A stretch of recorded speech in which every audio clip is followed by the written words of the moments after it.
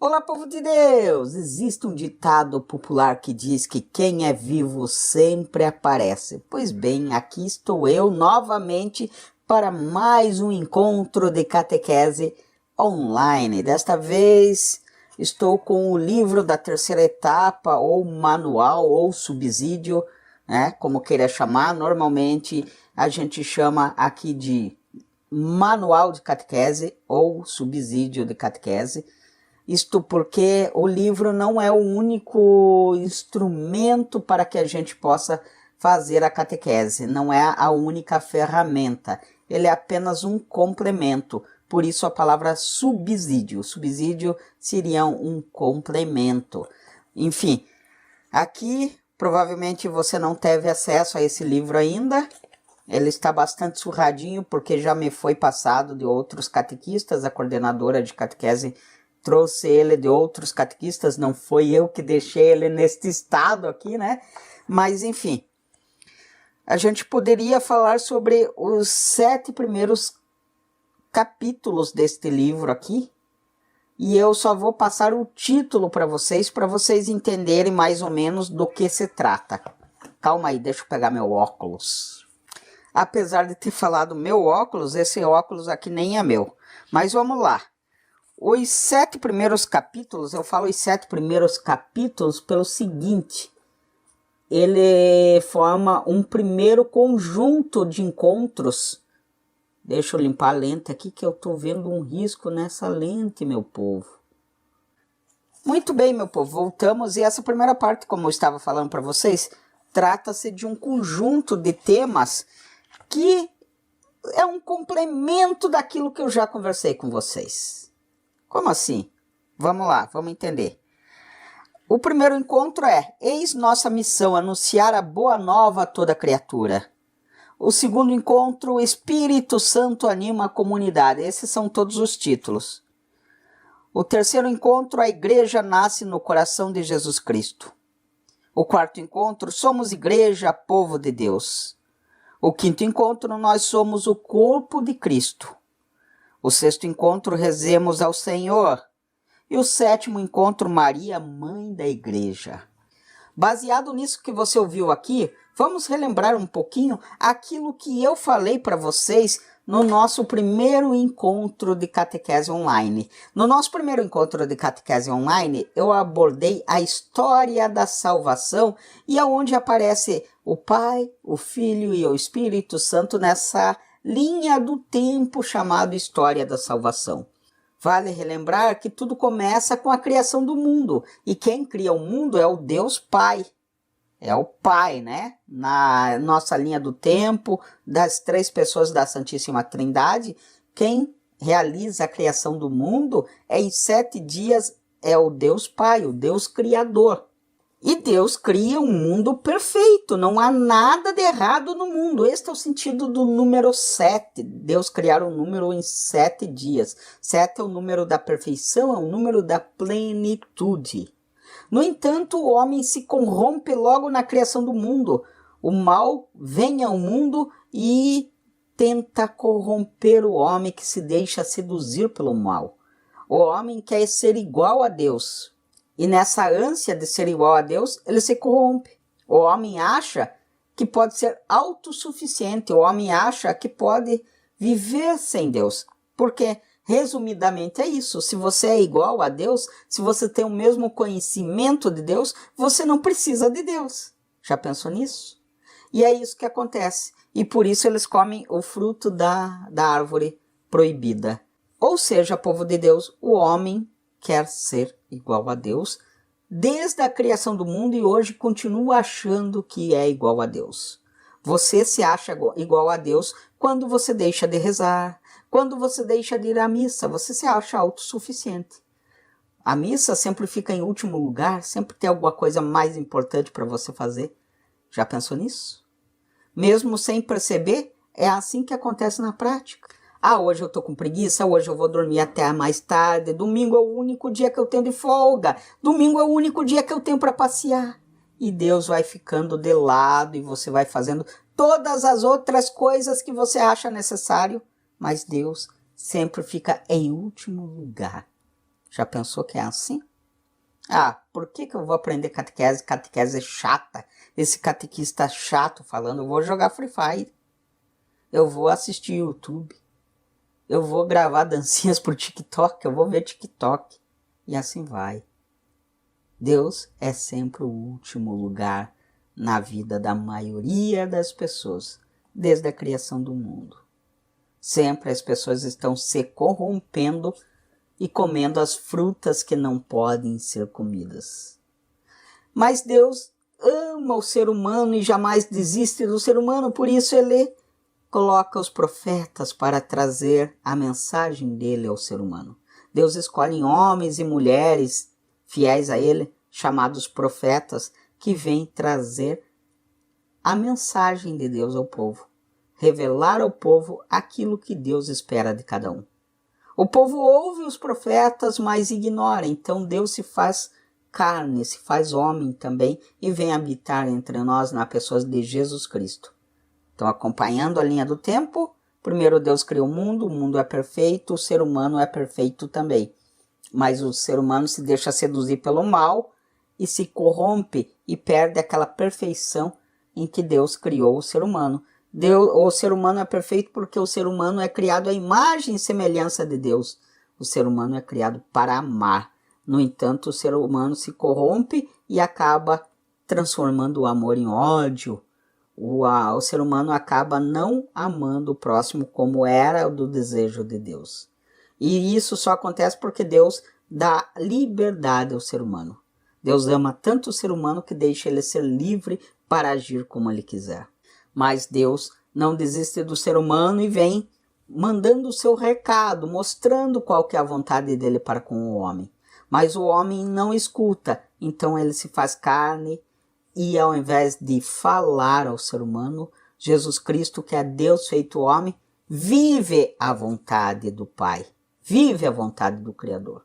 Jesus vive a vontade do Criador na sua misericórdia, no seu perdão, na sua compaixão, na sua bondade, na sua humildade. Um monte de palavras, né? Então pesquisa aí no dicionário, pesquisa no Google. Hoje não precisa mais de dicionário, né?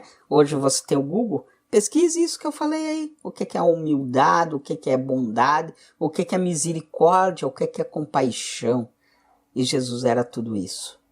Mas, meu povo, Jesus cumpre a sua missão na terra e tem que voltar para junto do Pai. No entanto, Ele não nos deixa órfãos. E Ele quer continuar presente fisicamente. Você sabe o que é fisicamente? Esse livro aqui está fisicamente na minha mão. Você consegue visualizar ele. Mas para você que está assistindo aí, já é virtualmente. Ou seja, a tecnologia da internet é uma tecnologia virtual. Mas existe ainda uma outra forma de estar presente, que é espiritualmente, quando a gente não percebe. Mas Jesus está aqui comigo e Jesus está aí com você também, que Ele é onipresente. Olha as palavras aí, presta atenção em tudo que eu estou falando aí, que o negócio é meio complicado. O que é onipresente? Oni significa todo. Ou seja, presente. O que é presente? Ah, presente não é aquilo que você vai ganhar no Natal, aí que você ganha no dia 12 de outubro, ou no Dia das Crianças, ou que você ganha no seu aniversário. Presente é estar presente, estar na presença. Ou seja, esse livro está presente nas minhas mãos, ele está aqui nas minhas mãos. E oni significa todo, então Jesus, ele é onipresente, ele está em todo lugar, a presença dele está em todo lugar, espiritualmente. Jesus está aqui, acima dos meus lados, na minha frente e atrás de mim. E ele está também com você. Mesmo quando você vai no banheiro, ou quando você está no seu quarto, às vezes cometendo algum pecado, pensando, fazendo, falando algo que não deve. No entanto, o povo de Deus, Jesus ainda quis estar também presente fisicamente. E ele se faz presença através do maior tesouro que nós temos na igreja e que é esse tesouro que você busca, a Eucaristia. E Jesus não nos deixa órfãos também de algo que vem nos fortalecer, que vem nos orientar, que vem nos defender. É o Espírito Santo. Após a subida, a ascensão de Jesus aos céus, ele nos envia a terceira pessoa da Santíssima Trindade, que chama-se Espírito Santo. Na ocasião em que ele envia o Espírito Santo aos apóstolos, o Espírito Santo se faz presença através de línguas de fogo, tochas de fogo. Na ocasião em que Jesus foi batizado, o Espírito Santo se faz presença através de uma pomba branca. Na criação do mundo, lembrando o livro de Gênesis, o Espírito Santo se faz presença na forma de vento. Ele pairava sobre o vazio antes da criação do mundo. E o Espírito Santo se faz presença de várias maneiras, físicas e não físicas, porque neste momento o Espírito Santo está em mim e está em você. No nosso corpo não é nós que mandamos, o corpo não é meu e eu não posso fazer aquilo que eu quero do meu corpo. O corpo é templo, é morada do Espírito Santo. O Espírito Santo mora em mim, mora em você, mora em cada pessoa batizada. E o Espírito Santo é aquele que vem nos guiar, nos iluminar, nos defender, nos orientar na nossa vida para que a gente não faça burradas. Sozinho nós somos fracos, nós somos ignorantes, nós somos, literalmente falando, burros. A gente não sabe como caminhar, como viver santamente. Nós só cometemos falhas, nós só ofendemos os outros, nós só pecamos. Mas o Espírito Santo é aquele que vem nos dar luz para caminhar nos caminhos de Jesus. Então, por isso que é importante o Espírito Santo. Entendeu? Na linha do tempo, Deus Pai cria o mundo, vem os profetas mostrar o que Deus Pai espera de cada um de nós, vem Moisés, que é um dos profetas, e traz os 10 mandamentos, Deus entrega os 10 mandamentos a Moisés, mas o povo ouve e não respeita a vontade de Deus, então Deus se faz homem na pessoa de Jesus Cristo. Jesus Cristo vem e vive aproximadamente 33 anos feito homem entre nós e mostra tudo o que Deus Pai espera de nós. Jesus Cristo é o próprio Deus presente aqui na terra, como um mistério. Mas Jesus cumpre a sua missão feito homem, Deus cumpre a sua missão feito homem aqui na terra, na pessoa de Jesus Cristo, e volta para o céu. E ele não nos deixa sozinhos, ele não nos deixa órfãos, e ele envia o Espírito Santo, que é a terceira pessoa da Santíssima Trindade, que também é Deus. Portanto, um único Deus, é um único Deus, não existe 3 deuses. Preste atenção, só existe um Deus. Mas ele se faz presença de 3 maneiras diferentes, em 3 pessoas diferentes. Na pessoa do Pai, que é o Criador, na pessoa do Filho, que vem para salvar, portanto é o Salvador, e na pessoa do Espírito Santo, que é aquele que vem nos ensinar a viver como Deus quer de nós. E aqueles que vivem como Deus quer que nós vivamos, vivem santamente. Quando você faz a vontade de Deus, você está vivendo a santidade. Você está sendo santo já aqui na terra, para ser santo eternamente lá no céu. Todos que estão no céu são santos, independente se são famosos ou não. Se sua avó, se seu avô, se seu bisavô, se sua bisavó já são falecidos, e provavelmente são, e estão no céu, eles são santos. Lembre-se daquelas pessoas que já faleceram na sua família, seus entes queridos. Se eles viveram a vontade de Deus, eles são santos. Anônimos, mas santos. Por que anônimos? Não conhecidos. Conhecido por você, mas não conhecidos internacionalmente, como a gente fala de Santo Antônio, de Santa Rita, de Santa Luzia, e aqui os santos brasileiros, Santo Antônio Santana Galvão, conhecido como Frei Galvão, um padre, um frei que viveu em Guaratinguetá, do lado de Aparecida, em São Paulo, e que é reconhecido como santo. Ou Santa Paulina, uma mulher que viveu em Nova Trento, Santa Catarina, e que é reconhecida como santa, ou Santa Dulce dos Pobres, uma mulher que viveu na Bahia e que é reconhecida como santa. Por que que essas pessoas que eu estou citando, brasileiros como eu e como você, são reconhecidos como santos? Porque viveram a vontade de Deus já aqui na terra. Viveram o amor a Deus sobre todas as coisas e ao próximo como a ti mesmo. E por isso são reconhecidos como santas. São santos populares, mas todos aqueles que viveram o amor a Deus sobre todas as coisas e ao próximo como a ti mesmo são santos. Então, o Espírito Santo é o que vem nos ajudar a ser santos. Pode ter certeza que Santa Paulina não seria santa, Santa Dulce dos Pobres não seria santa se eles não se entregassem ao Espírito Santo para que guiasse a vida deles. Santa Dulce dos Pobres tem esse nome porque ela viveu a vida dela fazendo bem aos pobres. E pode ter certeza que essa vivência do amor aos pobres não brotou no coração de Santa Dulce apenas dela, mas foi o Espírito Santo que colocou nela esse amor, essa predileção pelos pobres. Então, povo de Deus, é o Espírito Santo que nos guia na santidade. E esses 7 capítulos que eu apresentei para vocês mostram o que é possível fazer quando a gente está com o Espírito Santo em nós. Eis nossa missão anunciar a boa nova a toda criatura. O que significa boa nova a toda criatura? Nossa missão, ou seja, nosso dever. É meu dever, é seu dever, é dever do pai, da mãe, da pessoa que está aí ao seu lado assistindo esse vídeo. É dever de todo cristão. Quem que é o cristão? Cristão é toda pessoa batizada. Toda pessoa batizada é cristão. E a pessoa que não é batizada, Laudinir, eu não fui batizado ainda.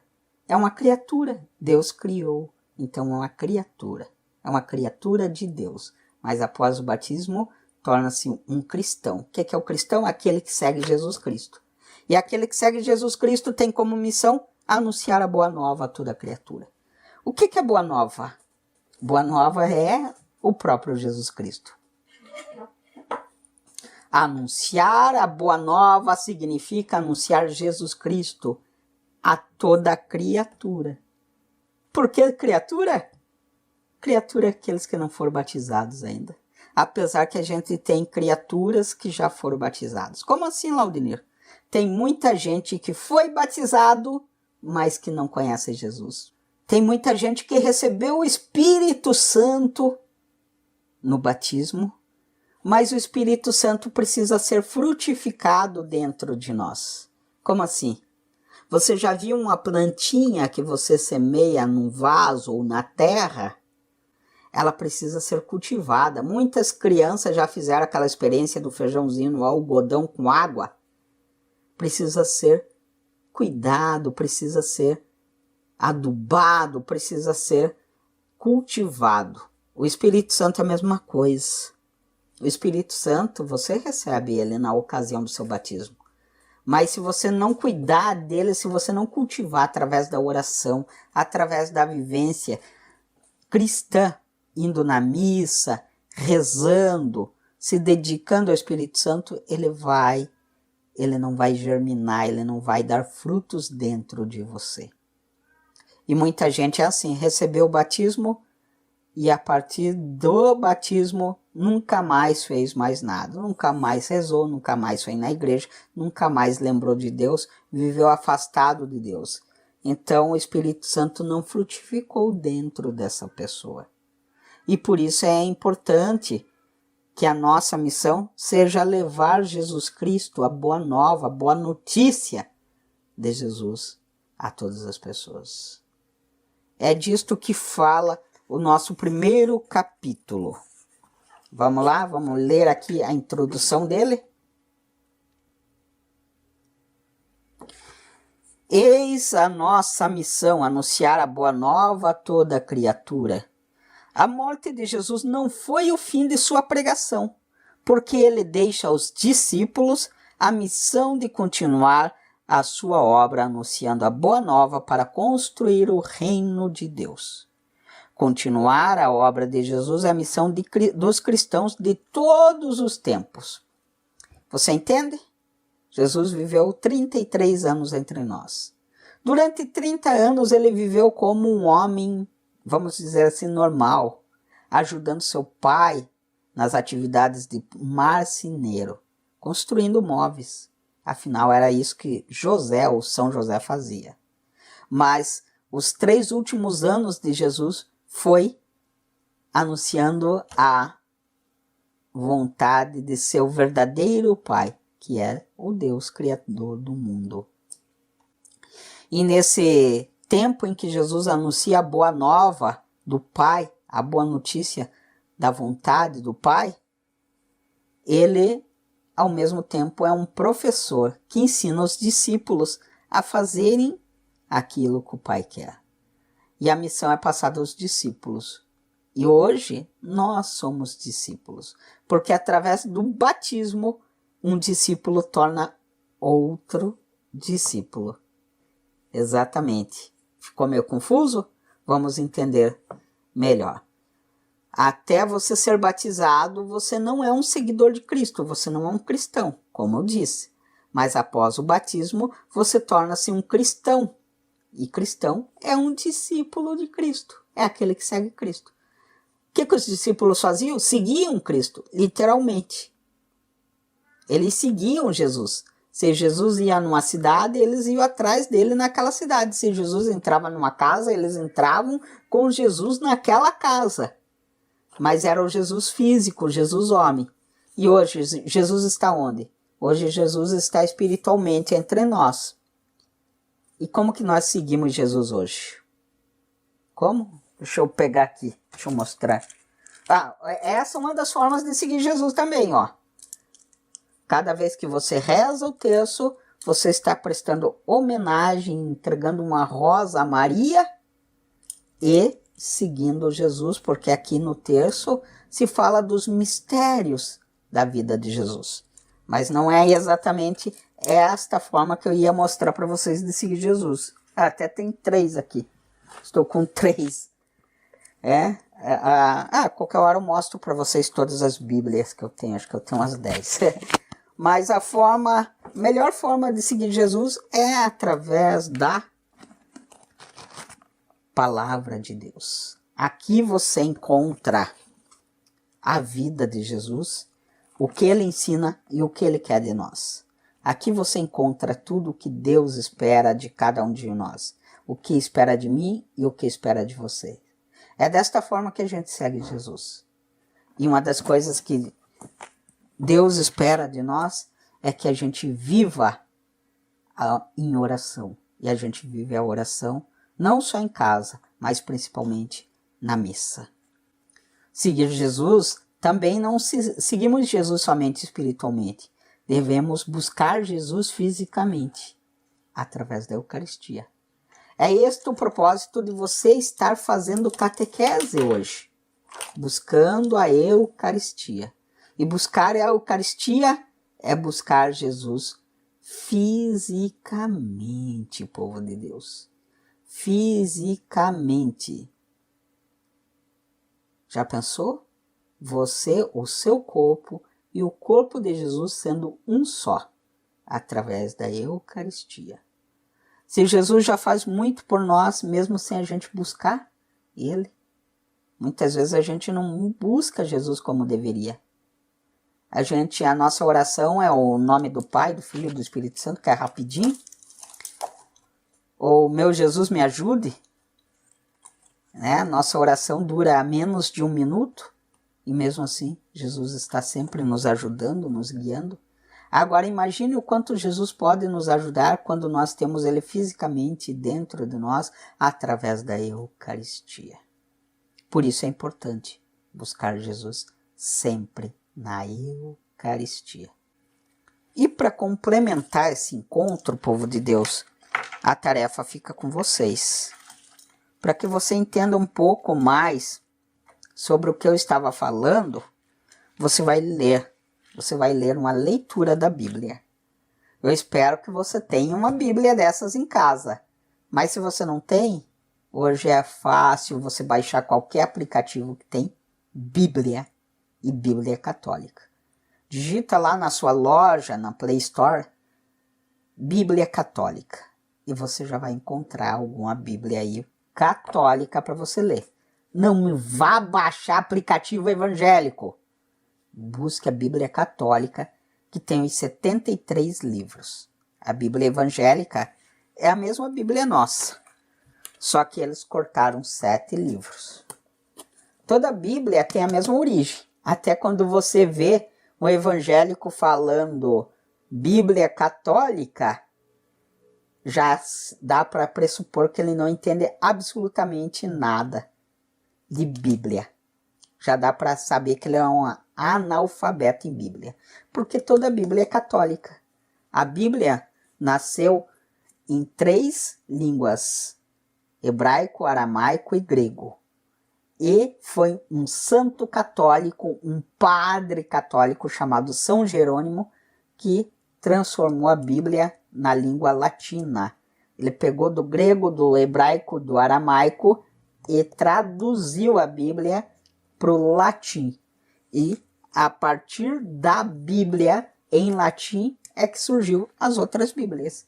Então toda a Bíblia ela nasceu a partir de São Jerônimo, um padre católico. Então toda a Bíblia é católica. O que aconteceu foi que no ano de 1500, um outro padre católico que se rebelou com a Igreja Católica, que acabou sendo expulso da Igreja Católica, chamado Martinho Lutero, tirou 7 livros da Bíblia. E de 73 ficou 66, aquilo que a gente chama de Bíblia evangélica. Agora, o grande problema não é você baixar uma Bíblia evangélica e ler. Não tem problema, vamos dizer, tanto nesse sentido. Mas por que eu tenho 3 aqui? Só aqui. Essa aqui é uma Bíblia da editora Ave Maria, só que como você pode ver aqui, edição de estudos. Ou seja, além da Bíblia, vamos mostrar aqui para vocês entenderem. Até aqui, ó, é o texto bíblico. Aqui para baixo são textos que orientam como que você deve entender a Bíblia. Ou seja, são explicações a partir do texto da Bíblia. Deixa eu mostrar melhor aqui, ó. Até aqui, ó, é a Bíblia. A partir daqui é a explicação sobre o que está escrito aqui em cima. É uma Bíblia para estudar, para você aprender, da editora Ave Maria. Muito bem. Vai entender agora o que eu vou falar. Essa Bíblia aqui é a versão da CNBB, Conferência Nacional dos Bispos do Brasil. O que tem de especial nela? Ela tem uma linguagem mais moderna e é a Bíblia que os bispos brasileiros recomendam a gente utilizar. Essa Bíblia aqui, eu comprei, ela não é muito recomendada, porque ela é meio deformada nos textos, vamos dizer assim. Mas ela é a nova tradução na linguagem de hoje. Se você tem dificuldade com algumas palavras, essa aqui está em palavras que a gente costuma usar no nosso dia a dia. Ela não tem palavras antigas ou palavras de difícil entendimento. Ela é uma Bíblia simples de entender. E eu comprei ela pelo seguinte. Esse cara aqui, ó, ele utiliza ela nos programas de rádio e TV dele. Justamente para que o povo entenda. Já que ele fala no rádio e na TV, desde a criancinha de 10 anos até a pessoa que não teve estudo nenhum, né, deve entender. Então, é por isso que ele usa uma Bíblia que tem uma linguagem simples no rádio. Mas ela não é muito recomendada para estudo, mas para que você compreenda e para que eu possa compreender numa linguagem atual, ela é excelente. Mas por que eu estou mostrando essas 3 Bíblias? Eu nem ia mostrar, foi tudo por um acaso. Para que você entenda como Bíblia evangélica pode estar escrito segundo a vontade do pastor. Então por isso é bom você não lê-la.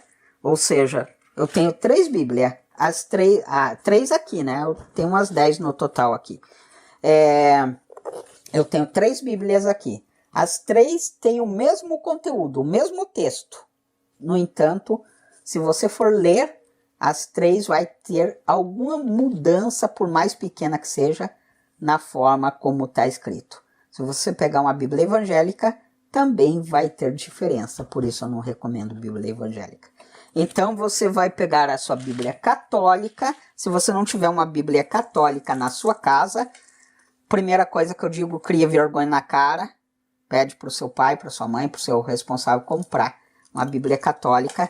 Que esta aqui, por exemplo, que eu ganhei de presente de aniversário, custou R$ 27,50. E você encontra a Bíblia por R$ 20. Você encontra Bíblias boas, católica, por R$ 20. A Ave Maria mesmo, versão pequenininha, tá R$ 20. E R$ 20, muita gente gasta à toa. Ao invés de ir no cinema um final de semana, de ir no shopping, acho que deve estar vintão um pacote, um baldinho de pipoca no cinema. Deve estar mais ou menos isso. Então vai lá e compra uma Bíblia. Porque ela é alimento para o resto da sua vida. Você não come em 10 minutos. Uma refeição é R$ 20. Uma refeição aí fora de casa, um lanche que você faz. Vintão é o mínimo que você coloca no tanque de combustível para ir passear, às vezes, num lugar desnecessário. Então, economiza vintão e compra uma Bíblia. Mas hoje você já pode baixar elas em qualquer... aí no seu celular. Basta procurar no aplicativo aí. Mas, como lição para a gente terminar, estendi mais o encontro, você vai ler o livro de Marcos, capítulo 16, dos versículos 14 a 16. Depois você pode pular um trechinho e continuar sua leitura dos versículos 19 a 20. Tá bom? Laudenir, eu não sei ler a Bíblia, eu não sei procurar na Bíblia. No próximo encontro eu vou ensinar se você não sabe. Tá bom? Por enquanto é isso. A gente não rezou no início, vamos rezar no final, pedindo que a Virgem Maria interceda sempre por nós, esteja sempre ao nosso lado, rogando por nós junto a seu Filho Jesus. Ave Maria, cheia de graça, o Senhor é convosco. Bendita sois vós entre as mulheres, e bendito é o fruto do vosso ventre, Jesus. Santa Maria, Mãe de Deus, rogai por nós, pecadores, agora e na hora de nossa morte. Amém. Glória ao Pai, ao Filho e ao Espírito Santo, assim como era no princípio, agora e sempre. Amém.